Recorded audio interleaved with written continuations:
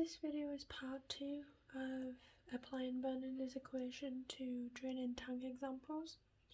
So this one we're going to cover the draining of a cylindrical tank. So if we draw a quick sketch of a cylindrical tank, like this.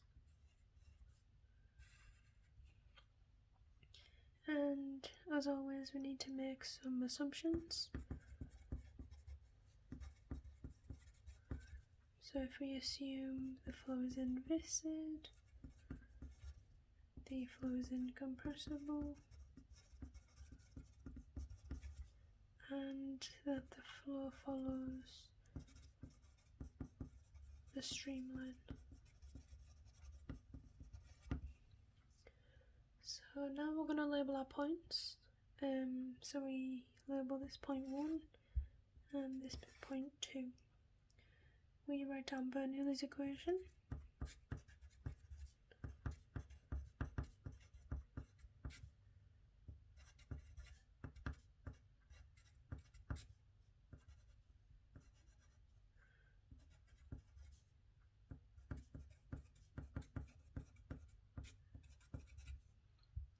So because we're going to assume both points are open to the atmosphere, and if we're in gauge scale, then P1 would equal P2 and that would equal 0 gauge because both are open to the atmosphere. So we can cancel them.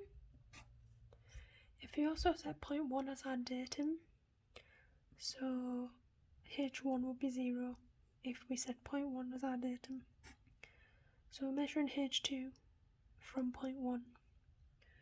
So if we rewrite our equation with everything we've cancelled out,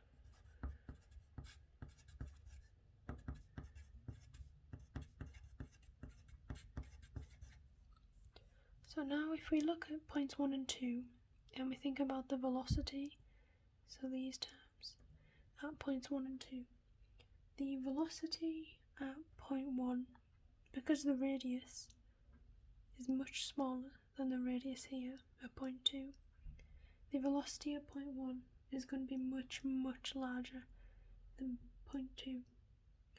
So because of that, we are going to assume that we can remove of the second velocity in this equation.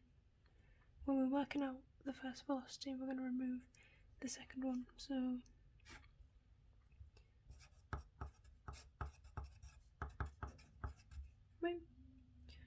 but also because H2 isn't constant, right, we're draining the cylindrical tank, so the fluid level is going to decrease. Because H2 isn't constant, the height is actually a function of time, because as time progresses, the height will decrease. So we should actually write the equation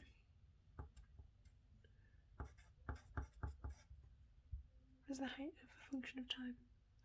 Now if we look at U2 without considering the effect on U1, so not considering this, just look at U2, the velocity at this part, as the tank decreases, the velocity is going to decrease.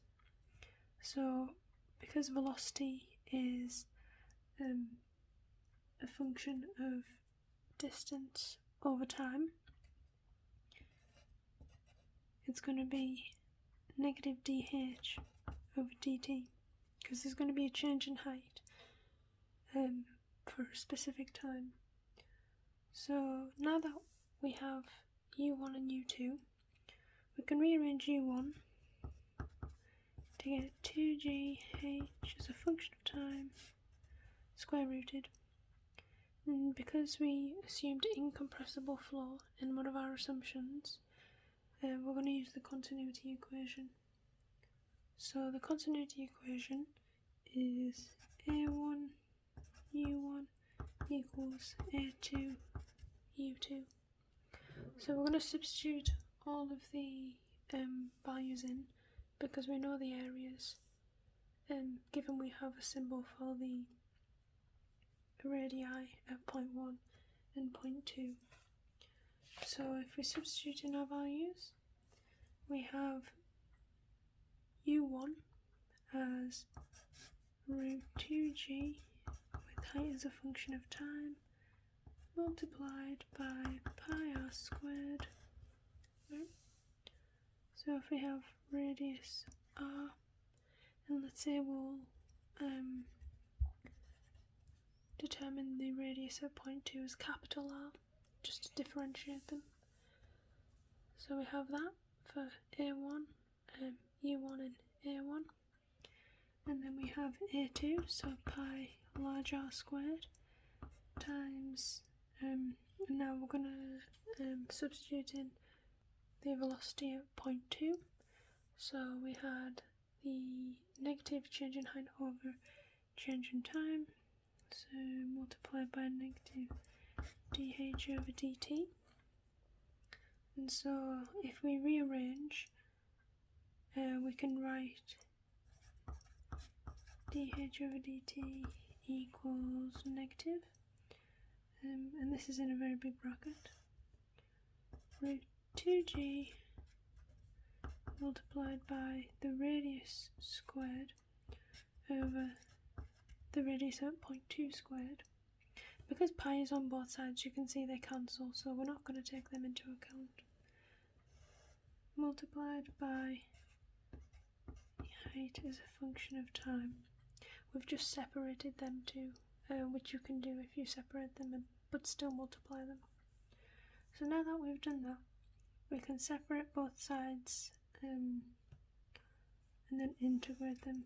So we have here the height at the final and the height at the initial, and we have, if we take this side on the left, so we divide both sides by height as a function of time square rooted with respect to h, and then we take, so because this is quite big and none of those values include time, because we're going to differentiate with respect to time, we can substitute in just a variable, just to transport this, I would say, a bit easier. So if we say root 2g times r squared over large R squared, and that has a minus, if we say that's equal to, I don't know, k is just a random variable, we can do k, and then we have t and start from 0 dt, because there's nothing there, it's just 1. So that's how we've just substituted it in. We would have put the t here, the integral here, dt, but this is quite big and annoying to keep writing out, so I just substituted in a variable k, which we've put in the place of it. So once we do the integral, we get 2 root h final minus square root h initial equals kt, because the integral of 1 is just t, and once we do this integral we get this. So then if we have t by itself, we can rearrange, so we get 2 hf minus over k, and of course we can substitute in all of this back in as k and calculate the time from hf to from ho to hf, which is the initial height and the final height, and that's it.